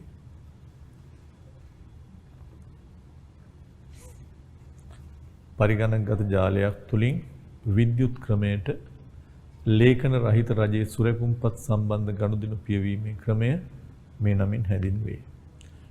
එනම් ගෙවීමට එරෙහිව පැවරීමේ පදනම මත delivery versus payment ඒ වෙලාවෙම මේ සුරකුම්පත් අරගෙන සල්ලි ගෙවනවා. රජයේ නිර්ලේඛනගත සුරකුම්පත් ගනුදෙනු පියවීම සඳහා තාක්ෂණික යටිතල පහසුකම් සපයන පරිගණක පද්ධතියක්. ඊළඟ දෙවෙනි එක නිර්ලේඛනගත සුරකුම්පත් තැන්පතු පද්ධතිය. ඒක scriptless securities depository system CDS SSDS scriptless securities depository system මේ මොකද්ද? දැන් හිතන්නකෝ මට භාණ්ඩාර බිල්පත් තියෙනවා රජයෙන් ගත්ත ඒවා. බැඳුම් කර තියෙනවා. ඒවා ලේඛන නැහැ. නමුත් නිර්ලේඛනව මේ තාක්ෂණික ක්‍රමවේද ඔස්සේ විද්‍යුත් ක්‍රමයට මේවා තියෙනවා. මගේ නම ඉස්සරහින් තියෙනවා. මෙයාට මෙච්චර භාණ්ඩාර බිල්පත් තියෙනවා. මෙයාට මෙච්චර සුරකුම්පත් තියෙනවා. ඒ වගේ එක එක පුජ්‍යලයන්ට ආයතනයට අයිති සුරකුම්පත් කොච්චර දේවෑ වටිනාකම කොච්චරද කියන එක තොරතුරු රැස් කරලා තියෙන තැන තමයි මධ්‍යම තැන්පතු ක්‍රමය කියලා කියන්නේ. ඒ නිසා නිර්ලේඛනගත සුරකුම්පත් පිළිබඳව වාර්තා තබා ගන්න සුරක්ෂිතව ඒ පහසුකම් සපයන්න සුරක්ෂිතාගාර පහසුකම් සපයන්න මහ බැංකුවේ රාජ්‍ය ණය දෙපාර්තමේන්තුවේ පිටලා තියෙන පද්ධතිය. උඩ මා කියන දේ පැහැදිලිද දන්නේ? දැන් එක එක පුජ්‍යලයා ළඟ නිර්ලේඛනක සුරකුම්පත් තියෙනවා. හැබැයි භෞතිකව නෑ දැන්. දැන් අතට අහුවෙන්නේව නෙමෙයි තියෙන්නේ.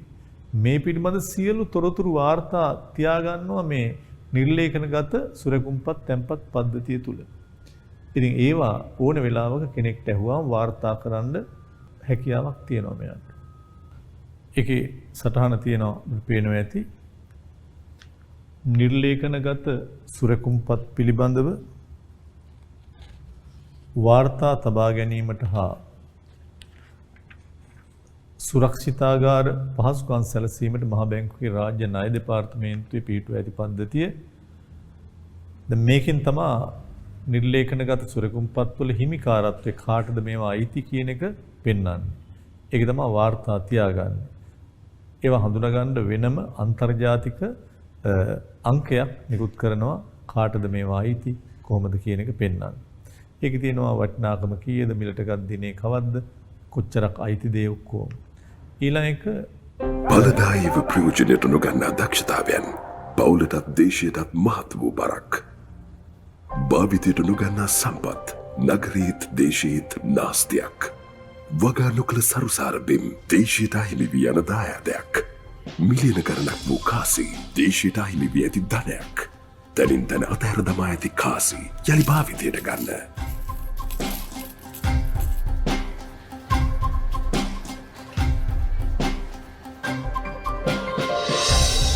දේශීය ආර්ථිකය නංවන්න. දායක වන්න.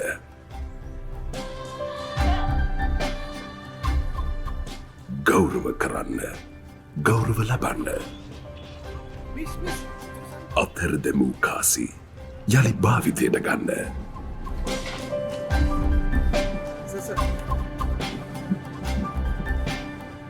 ශ්‍රී ලංකා මහ බැංකුවේ පණිවුඩයක්.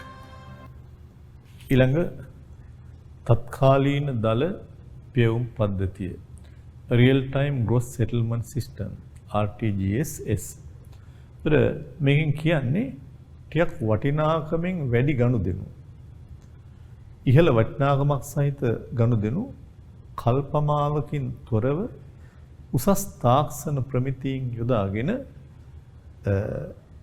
පරිගණක වලින් පියවීමේ ක්‍රමයක්. මා කියප එක පැහැදිලි ඇති. දැන් තත්කාලීන දල පියවීම කියන්නේ වටිනාකමෙන් ඊටාම ඉහළ වැඩි ගනුදෙනු සිදු වෙනකොට බැංකු අතර මහ බැංකුවයි බැංකුයි අතර මේ සිදුවෙන ගනුදෙනු පියව ගන්න ඕනේ. අන්නේ පියවීම සඳහා වෙනම පරිගණක පද්ධතියක් මේ අය සකස් කරලා තියෙනවා. දැන් 4S කියලා කිව්වේ නිර්ලේඛනගත සුරකුම්පත් වෙනම ඒ අය රැස් කරලා ඒ නිර්ලේඛනගත සුරකුම්පත් සම්බන්ධයෙන් ගෙවීම් පියවීමේ පද්ධතිය. Scriptless Securities Settlement System එකක්. ඒ නිර්ලේඛනගත සුරකුම්පත් වලට අදාළ ගෙවීම් පියවීම පද්ධතිය මේක. SSDS වල ඒවට අදාළ පුජ්‍යලයන්ගේ නම් ලිපිනයන් කොච්චර තියෙනවද දිනේ කොහොමද ඒවා ඔක්කොම ඇතුළත් කරලා තියෙන ඩිපොසිටරි සිස්ටම් එකක්. තැන්පතු පද්ධතියක්. මේක මේ නිර්ලේඛන සුරකුම්පත් සම්බන්ධයෙන් විතරක් නෙමෙයි බැංකු අතර ආයතන අතර සිදුවෙන වටිනාකමෙන් වැඩි ගනුදෙනු සම්බන්ධ පියවීම් කටයුතු කරන්න තියෙන හොඳ පද්ධතියක්. මේක තත්කාලීන දල පියවුම් පද්ධතිය බොහොම ඉක්මනින් මේකෙන් ගනුදෙනු පියවීම් සිදුවීමක් වෙනවා.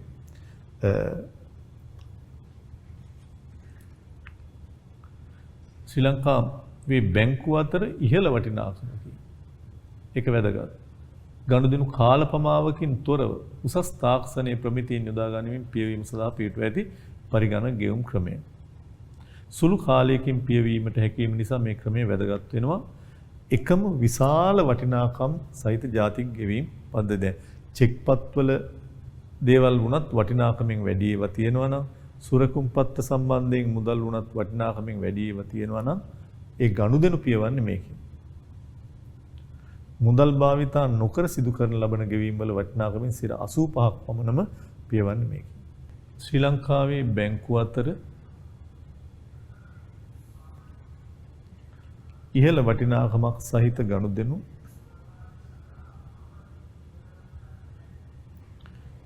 කාලපමාවකින් තොරව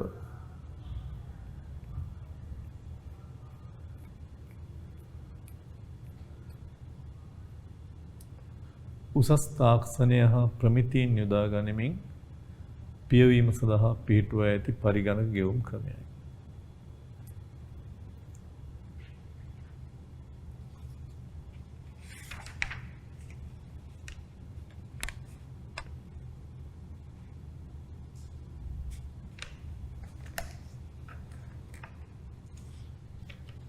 ශ්‍රී ලංකාවේ බැංකු අතර ඉහළ වටිනාකමක් සහිත ගනුදෙනු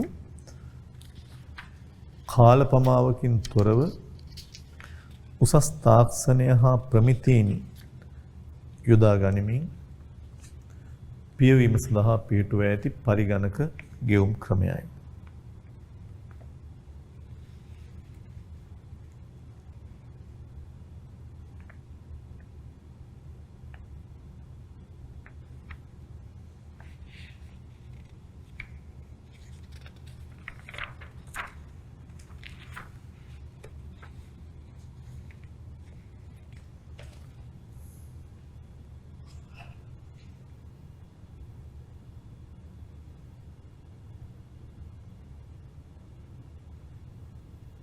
ශ්‍රී ලංකාව තුළ මුදල් භාවිතා නොකර සිදු කරන ගෙවීම් වල වටිනාකමෙන් 85% පමණම පියවන්නේ මෙවැයි.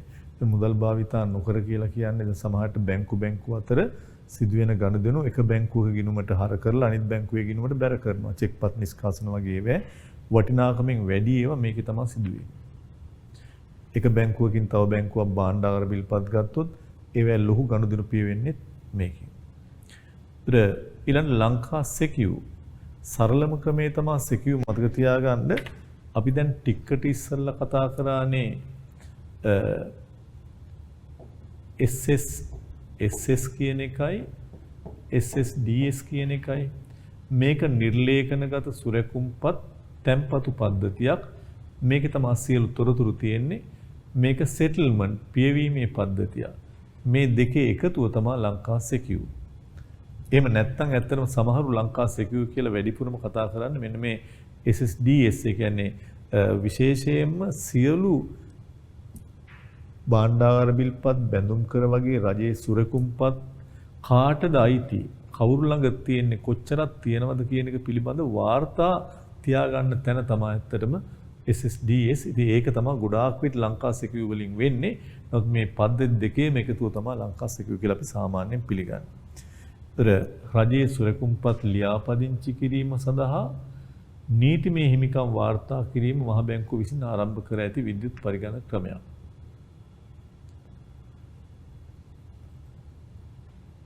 කිරීමට මහ බැංකුව විසින් ආරම්භ කර ඇති විද්‍යුත් පරිගණක ක්‍රමයක්.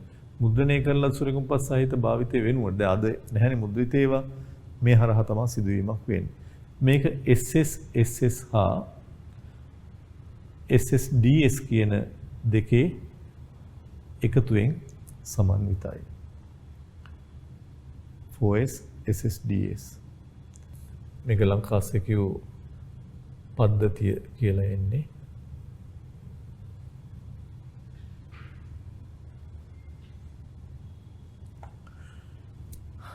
ඊළඟ ලංකා සෙටල් කියලා කියන්නේ අපි දැන් ටිකට් ඉස්සරලා කියපු RTGS එකයි. ඊට අමතරව දැන් කියපු ලංකා සෙකියු කියන පද්ධතියයි මේ දෙකේ එකතුව තමයි ලංකා සෙටල් කියලා කියන්නේ. එහෙම මතක තියාගත්තා නම් ඇති. තත්කාලීන දලපියුම් පද්ධතිය ලංකා සෙකියු පද්ධති කියන දෙකේ එකතුවෙන් සමන්විත එක.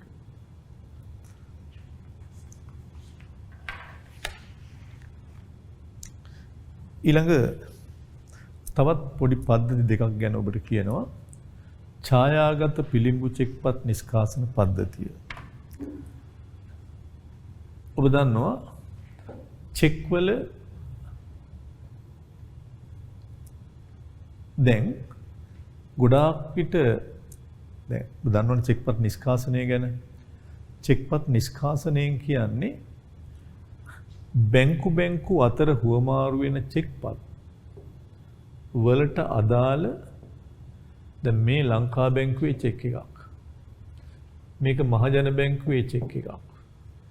මේ වගේ බැංකු අතර සිදුවෙන චෙක්පත් සම්බන්ධ නිෂ්කාසන කටයුතු දැන් මේ බැංකුවෙන් මේ බැංකුවට රුපියල් 10000ක් යන්න ඕනේ. මේ බැංකුවෙන් මේ බැංකුවට රුපියල් 5000ක් යන්න ඕනේ. ඉතින් මේවා දැන් බැංකු අතින් හුවමාරු කරගන්නේ නැහැ. මහ බැංකුවේ වෙනම තියෙනවා ලංකා ක්ලියර් කියලා සමාගමක්. ඒ ලංකා ක්ලියර් සමාගමේ වෙනම මේ චෙක්පත් නිෂ්කාසන කටයුතු කරනවා. එතකොට මේ බැංකු අතර සිදුවෙන මේ මුදල් සම්බන්ධ පියවීම් කටයුතු මහ බැංකුවේ තියෙනවා හැම වාණිජ බැංකුවකටම අදාළ ගිණුමක්. මහ බැංකුවේ තියෙනවා හැම වාණිජ බැංකුවකටම අදාළ ගිණුම. හිතන්නකෝ ලංකා බැංකුවේ ගිණුමක් තියෙනවා, මහජන බැංකුවේ ගිණුමක් තියෙනවා. එතකොට මෙතන සුද්ධ වශයෙන් වෙන්නේ ලංකා බැංකුව මහජන බැංකුවට 5000ක් දෙන්න ඕනේ, මහජන බැංකුව ලංකා බැංකුවට මහජන බැංකුවට 10000ක් දෙන්න ඕනේ, මහජන බැංකුව ලංකා බැංකුවට 5000ක් දෙන්න ඕනේ. සුද්ධ වශයෙන් ලංකා බැංකුව 5000ක් දෙන්න ඕනේ මහජන බැංකුවට. සුද්ධ වශයෙන් වෙන්නේ ඒකනේ. එහෙනම් ලංකා බැංකුව මහජන බැංකුවට දෙන්න ඕනේ 5000 ලංකා බැංකුවේ ගිණුමට හර කරලා මහජන බැංකුවේ ගිණුමට බැර කරනවා. ඉතින් ඕක තමයි ඇත්තටම චෙක්පත් නිෂ්කාසනයේදී වෙන්නේ. මම සරල අදහසක් මේ කිව්වේ. ඉස්සර මේ චෙක්පත මහ බැංකුවට යවුවා. මේ තොරතුරු බලන්න. දැන් චෙක්පත යවන්නේ චෙක්පතේ තියෙන ඡායාව තමයි යවන්නේ.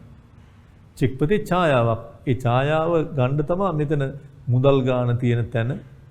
ඒ වගේම සමහර විට මෙතන චුම්බක තීන්ත අක්ෂර තීරුව ඒත් එක්කම දිනය මේ ඔක්කොම නම මේ තැන්වල ඡායාව යවන්න පුළුවන් ආකාරයට තමයි චෙක්පත මුද්‍රණය කරලා තියෙන්නේ. ඒතර හැම චෙක්පතක්ම බැංකුවල තැන්පත් කරාම බැංකුව කරන්නේ ඒ චෙක්පතේ ඡායාව යවුවට පස්සේ ලංකා ක්ලියර් කියන සමාගම මේ වගේ ක්ලියර් කරනවා. කාටද කවුරුද සුද්ධ වශයෙන් ගෙවන්න ඕනේ. ක්ලියර් කරලා මහ බැංකුවේ තියෙන ගිණුම් මැසුරින් ගලපනවා. ගලපලා එතනින් චෙක්පත් නිෂ්කාසන කටයුතු ඉවර කරනවා. ඒ නිසා ලංකා ක්ලියර් පුජ්‍යලික සමාගම විසින් වාණිජ බැංකුව අතර ගනුදෙනු වන චෙක්පත් නිෂ්කාසනය සඳහා භාවිත කරන පද්ධතිය. චෙක්පත් නිෂ්කාසනය තමයි මේක යොදාගන්නේ. ලංකා ක්ලියර් සමාගම පොදු කාඩ් පත්තා ගෙවීම් ක්‍රමයක් තුලින් මූල්‍ය ආයතන රාශියක් ජාලගත කරලා මේ සේවාව ලංකා පේ සන්නම් නාමයෙන් සිදු කිරීම කරනවා. ලංකා ක්ලියර් සමාගම විසින් වාණිජ බැංකුව අතර ගනුදෙනු වන චෙක්පත් නිෂ්කාසනය සඳහා භාවිත කරන පද්ධතියයි. සීමාහිත ලංකා ක්ලියර් සමාගම විසින් වාණිජ බැංකුව අතර ගනුදෙනු වන චෙක්පත් නිෂ්කාසනය සඳහා භාවිත කරන පද්ධතියයි. ලංකා ක්ලියර් සමාගම විසින් පොදු කාඩ්පත් ගෙවීම් ක්‍රමයක් තුලින් සමාජික මූල්‍ය ආයතන රාශියක් ජාලගත කරලා තියෙනවා.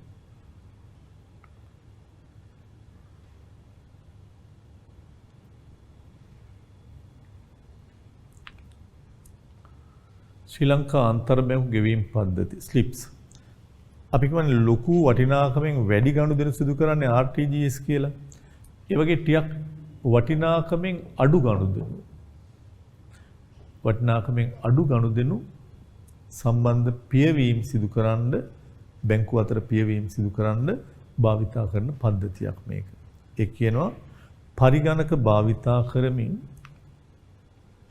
බැංකුව අතර සිදුවන ගනුදෙනු පියවන්න භාවිතා කරන ක්‍රමයක්.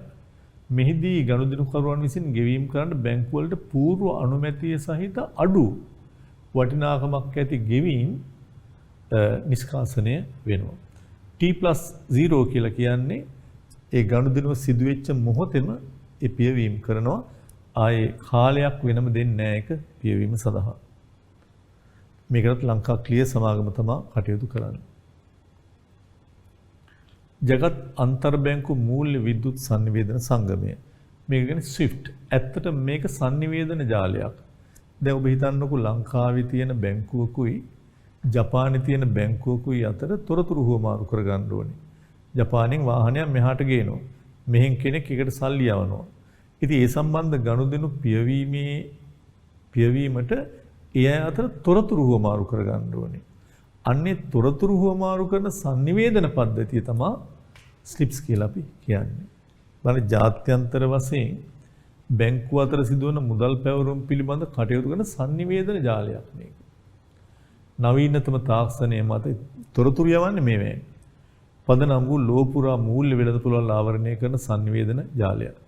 මේ මගින් ජාත්‍යන්තර බැංකු අතර සිදුවන මුදල් පැවරුම් පිළිබඳ කටයුතු කරනවා. මේකෙත් ඔබට පුළුවන් අපි දැන් ඔය කියපුවාට අදාළව මහ බැංකුවේ ප්‍රධාන කාර්යයන් මොනවද?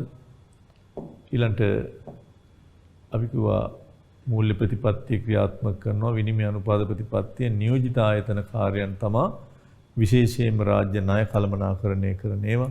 ඊට අමතරව EPF සේවක අර්ථසාධක අරමුදල් කළමනාකරණය කරන යටිතල පහසුකම් පත්තිය තමයි RTGS, SSSS, SSDS ඒවා secure settle අන්න ඒවා ඔබට කැමති පරිදි මේක සම්පූර්ණ කරගන්න පුළුවන්. ඊළඟට ශ්‍රී ලංකා මහ බැංකුවේ කාර්යයන් ව්‍යාපාර කෙරෙහි බලපාන ආකාරය. ඉතින් මහ බැංකුවේ කාර්යයන් ගොඩක් අපි කියවනේ මූල්‍ය ප්‍රතිපත්තිය ක්‍රියාත්මක කරන එක, විනිමය අනුපාත ප්‍රතිපත්තිය ක්‍රියාත්මක කරන එක, ඊට අමතරව කාසි නෝට්ටු නිකුත් කරන එක, ඊට අමතරව අපි කිව්වා මහ වාණිජ බැංකුව වගේ ඒවට බලපත්‍ර ලබා දීමක් කරන එක, රජයේ බැංකුව විදියට කටයුතු කරන එක, ඒ ඔක්කොම. ඉතින් ඒ ඔක්කොම කොහොමද ව්‍යාපාරවලට බලපාන්නේ? ඇත්තටම ව්‍යාපාරවලට මහ බැංකුවේ කාර්යයන් බලපානවා විවිධ ස්වරූපයෙන්. එකක් තමයි රටේ මූල්‍ය ප්‍රතිපත්තිය තුලින් බඩු මිල ඉහළ යන්න දෙන්නේ නැතුව වළක්ව ගන්නවා පුළුවන් තරම්. ඒත් එක්කම විනිමය අනුපාත ප්‍රතිපත්තිය තුලින් විනිමය අනුපාතයේ ස්ථාවරව තියාගන්න විදේශ විනිමය සංචිතය තවදුරටත් පුළුල් කරගන්න උත්සාහ දැරීමක් කරනවා. රටට ගැළපෙන විදිහට කාසි නෝට්ටු නිකුත් කරන්න උත්සාහ දැරීමක් කරනවා. ඒත් එක්කම සේවකයෝ දායකයෝ වෙනුවෙන් EPF එක සේවක අර්ථසාධක අරමුදල් නඩත්තු කිරීම මේ කටයුතු වලට උනන්දු වීමක් වෙනවා. ප්‍රාදේශීය වශයෙන් සංවර්ධනය කරන්න ඒ හැම එකක්ම. ව්‍යාපාර සාර්ථකත්වයට මහ බැංකුව ගොඩාක් ඉවහල් වෙනවා. ඒ තමයි තත්කාලීන දල පියවුම් පියවුම් පද්ධති හරහා ගොඩාක් පිට බැංකුව අතර ගනුදෙනු පියවන්න ඒ තොරතුරු රැස් කරලා තියාගන්න උදව් වෙනවා. ඒ හැරෙන්න රට තුල ආර්ථික මිල ස්ථායීතා උද්දමන පාලනය කරන ඒවා. විනිමය අනුපාත තුලින් විදේශ වෙළඳ කටයුතු ස්ථාවරව තියාගන්න ඒවා.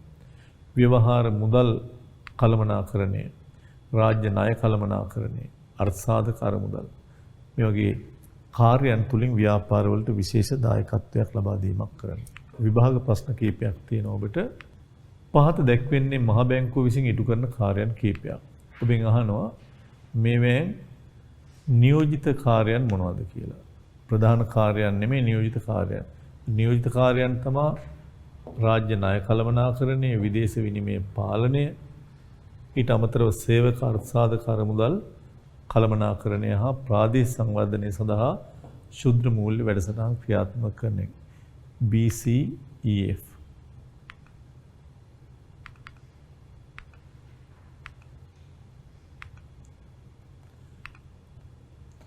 ඊළඟ ශ්‍රී ලංකා මහ බැංකුවේ ප්‍රධාන අරමුණක් තමයි මිල ස්ථායීතාව එකක්, අනිත් එක මූල්‍ය ක්‍රමයේ ස්ථායීතාව. මේකේ තියෙන්නේ මූල්‍ය ක්‍රමයේ ස්ථායීතාව. ශ්‍රී ලංකා මහ බැංකුවේ ප්‍රධාන අරමුණු සඳහන් කරන්න ආර්ථික හා මිල ස්ථායීතාව පවත්වා යාම, මූල්‍ය ක්‍රමයේ ස්ථායීතාව පවත්වාගෙන යාම.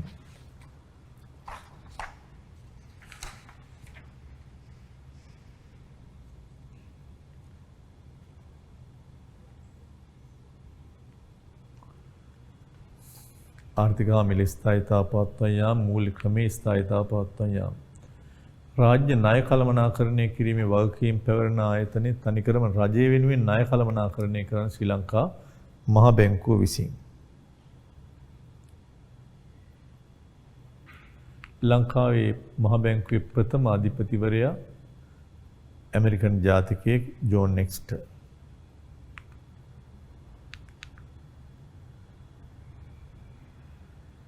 ජෝන් නෙක්ස්ටර්.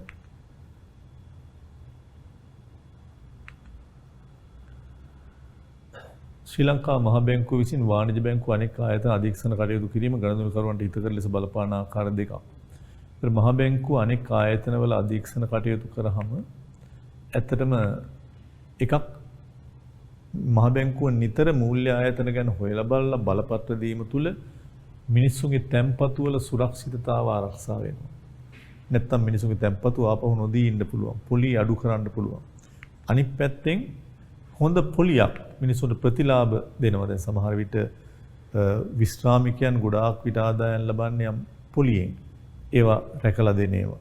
ඊට අමතරව ගනුදෙනු කරුවන්ගේ විශ්වාසය වගේ දේවල් ඉහළ නංව ගන්න මහ බැංකුව කටයුතු කරන ඒවා. ඒ එක්කම ආයෝජන ඉතිරි කිරීම විකල්ප ලැබීම. ඒ කියන්නේ මහ බැංකුව බැංකුවල අධීක්ෂණ කටයුතු කරනකොට තැන්පතු ගිණුම් හරහා මිනිස්සුන්ට ආයෝජන අවස්ථා ගොඩාක් උදා වීමක් වෙනවා. ඒකට හේතුව සාමාන්‍යයෙන් මහ බැංකුව කියනවා ඉතුරුම් වලට පොලි මෙච්චරයි වෙනත් ආයෝජනය කරනවා නම් මෙච්චරයි. ඒකට ඒ හරහා මිනිසුන්ට සුවිශේෂ ආයෝජන අවස්ථා ඉතුරු කිරීම තුළින් මහ බැංකුව ලබා දීමක් කරනවා. ඒකට එවැනි කාරණා තමයි තියෙන්නේ. එතනින් අපේ මේ මූල්‍ය ආයතන කියන කොටස සමහර වෙනවා. ඉතින් ඒ ගැන පොඩ්ඩක් ඔබේ සටහන බැලුවහම ඔබට තවත් මේ පිළිබඳ අවබෝධයක් ලැබෙයි. සමහර ඒවා කියවලාම තමයි තේරුම් ගන්න පුළුවන් වෙන්නේ. ඒ නිසා ඔබට තියෙන්නේ මේවා පිළිබඳව පොඩ්ඩක් දැනුවත් වෙලා අවබෝධයෙන් කටයුතු කරන එක. හොඳයි. අපි එමනම් මේ කොටස අද මෙතනින් හමාර කරනවා. ඔබ සැමට සුබ දවසක්.